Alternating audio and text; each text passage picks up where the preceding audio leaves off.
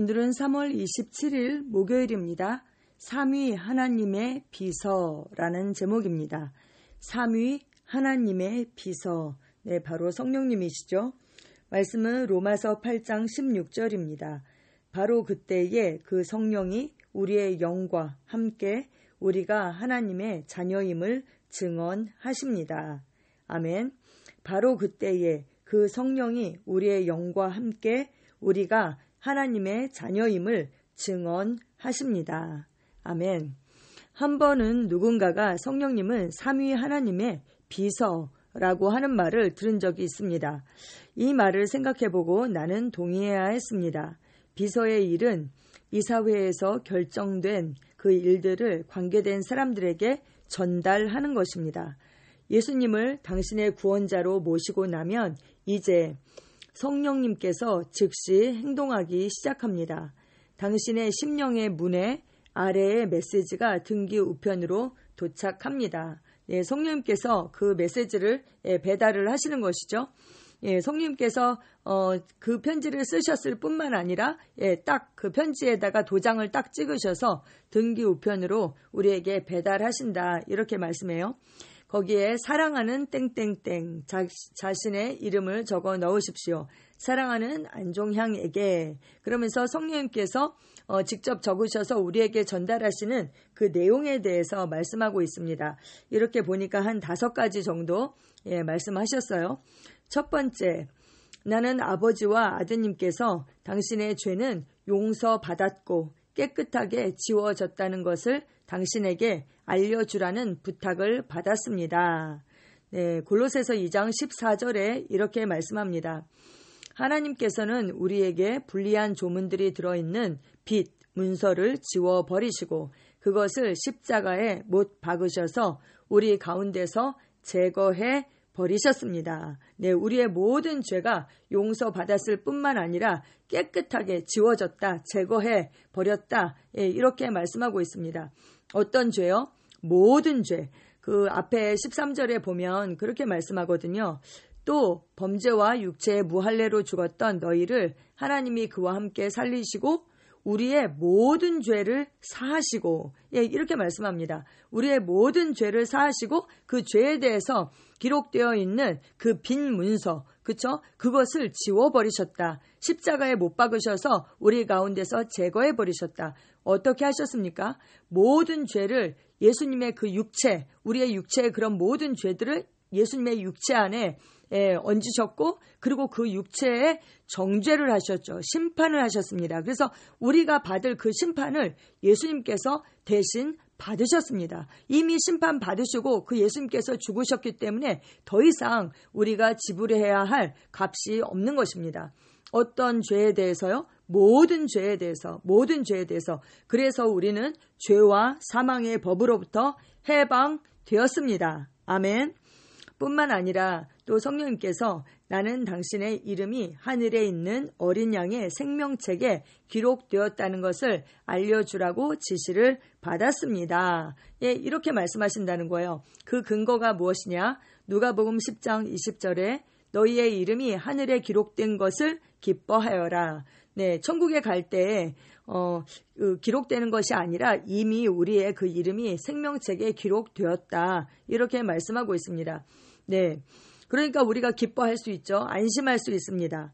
내 행위에 의해서 그것이 지워지거나 그렇게 되는 것이 아니라 우리는 이미 생명책에 기록이 된 하나님의 자녀들인 것입니다. 그리고 또 성령님은 이렇게 권면합니다. 나는 당신이 죽기까지 신실하기를 권면합니다. 네, 요한계시록 2장 10절에 이렇게 말씀합니다. 내가 장차 받을 고난을 두려워하지 말아라. 보아라, 악마가 너를 시험하여 넘어뜨리려고 너희 가운데서 몇 사람을 감옥에다 집어넣으려고 한다. 너희는 열흘 동안 환난을 당할 것이다. 죽도록 충성하여라. 그리하면 내가 생명의 면류관을 너에게 주겠다. 아멘. 네, 우리는 이미 생명을 받았죠. 근데 생명의 면류관을 주신다라는 것은, 그쵸? 이것은 이제 로마 시대잖아요. 로마 시대에 어땠어요? 그 로마 시대에 올림픽이 있었거든요. 그래서 그 이긴 자에게 면류관을 주었습니다. 월계수로 된 그 면류관을 주었죠. 근데 월계수는 조금 있으면 그냥 시들어 버렸잖아요. 근데 썩지 않을, 정말 영원할, 시들지 않는 그 생명의 면류관을 너희에게 주겠다. 누구에게요? 예, 승리한 사람에게, 죽도록 충성한 사람에게 그 생명의 면류관을 주신다. 그러니까 너희는 죽기까지 충성되고 신실해라. 예, 이렇게 우리에게 권면하고 있습니다. 아멘. 또 네 번째, 썩지 않는 영광, 그 왕관과 기업이 하늘에서 기다리고 있다. 이것을 우리에게 말씀해주고 계십니다. 네, 조금 전에도 말씀드렸지만 우리가 받을 그 왕관은 썩지 않을 것이죠. 그리고 정말 영원한 그 기업, 영원한 유산이 우리에게 우리를 기다리고 있다. 그러니까 힘을 내라. 이렇게 말씀하고 있습니다. 베드로전서 1장 3절에서 5절에 이렇게 말씀합니다. 우리 주 예수 그리스도의 하나님 아버지께 찬양을 드립시다. 하나님께서는 그 크신 자비로 우리를 새로 태어나게 하셨습니다. 그리하여 그는 죽은 사람들 가운데서 예수 그리스도가 부활하심으로 말미암아 우리로 하여금 산 소망을 갖게 해주셨으며 썩지 않고 더러워지지 않고 낡아 없어지지 않는 그 유산을 물려받게 하셨습니다. 이 유산은 여러분을 위하여 하늘에 간직되어 있습니다. 하나님께서는 여러분의 믿음을 보시고 그의 능력으로 여러분을 보호해 주시며 마지막 때에 나타나기로 되어 있는 그 구원을 얻게 해 주십니다. 아멘. 마지막 때 그 예배되어 있는 구원을 주시기 위해서 우리를 그 하나님의 능력으로 보호하고 계시다. 예, 그것을 성령님께서 그렇게 우리를 보호하고 계십니다. 아멘. 아멘, 아멘. 그리고 마지막으로 또 이렇게 권면합니다. 주 안에서와 그의 힘의 능력으로 강건하여지라고 당신을 촉구합니다. 네, 성령님께서 이렇게 당신의 죄는 이미 용서받았고 지워졌습니다. 이렇게 말씀하고 또 우리의 이름이 이미 생명책에 기록되었다. 그러니까 너희가 사는 동안에 그 합당한 삶, 그리고 충성된 삶, 신실한 삶을 살아라. 이렇게 권면하고 또 그렇게 살아야 될 그 소망이 무엇인가? 우리에게 썩지 않는 그 왕관과 기업이 우리를 기다리고 있다. 이렇게 말씀하고 있어요. 그러면서 주 안에서 그의 힘의 능력으로, 우리의 힘이 아니라 그 예수 그리스도의 그 힘의 능력으로 강건하여져라. 이렇게 말씀합니다. 그러면서 삼위의 하나님을 대신하여 가장 신실하고 항상 함께하는 자로부터 성령, 이렇게 이제 편지 마지막에 누구로부터 이렇게 쓰잖아요. 날짜 쓰고 그것처럼 이렇게 쓴다는 거죠. 그렇습니다. 요한복음 14장 16절에 보면 말씀하고 있죠. 내가 아버지께 구하겠으니 그가 또 다른 보혜사를 너희에게 주사 영원토록 너희와 함께 있게 하리니. 아멘. 예수님께서 그 아버지께 구했고 당신의 그 이름으로 보혜사 성령님을 우리에게 보내주셨습니다. 보혜사 알로스 파라클레토스라는 그 이름은 우리 옆에서 함께 가도록 부르심을 받은 자라는 뜻이죠. 네, 그분이 보냄을 받았습니다. 그렇게 우리를 도우시도록 하나님과 예수 그리스도를 대표해서 정말 세크리토리로서 비서로서 우리를 돕도록 그렇게 보냈습니다. 그래서 성령님께서 우리에게 이렇게 성경 말씀을 통하여서 편지를 쓰시고 직접 또 인을 치시고 그래서 우리에게까지 배달을 해주신다. 이렇게 말씀합니다. 근데 제가 이 오늘 불시 말씀에 하나님의 연애 편지가 내 마음에 새겨져 있습니다. 이렇게 고백하거든요. 정말 하나님의 편지가 나에게 이렇게 등기 우편으로 도착했구나. 그럼 제가 어떻게 해야 돼요? 그 연애 편지를 러브레터를 잘 읽어야 되죠. 그리고 그 보내신 그 분의 마음을 헤아려야 되고 뜻을 헤아려야 되고 거기에 반응을 해야 되는 거잖아요. 근데 생각해 보니까 사도 바울도 사도 베드로도 사도 요한도 교회들에게 편지를 썼죠. 요한계시록에 보면 하나님의 사자 그 아시아에 있는 7 교회에게 편지를 썼잖아요. 그것이 성경이 된 것이죠.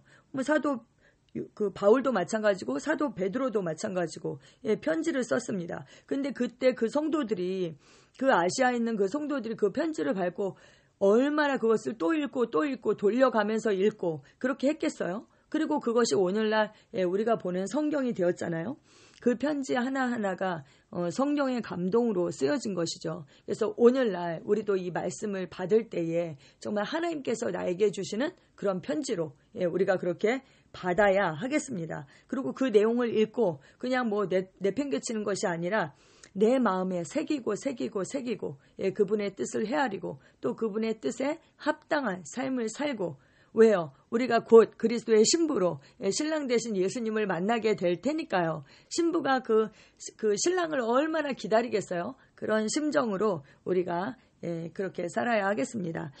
삼위 하나님의 비서 그 돕는 분을 그 성령 하나님을 우리에게 보내주셔서 감사합니다. 아멘. 하나님 감사합니다. 항상 우리 옆에서 함께 가도록 그렇게 보내심을 받은 자, 부르심을 받은 성령 하나님을 우리에게 보내주셔서 감사합니다.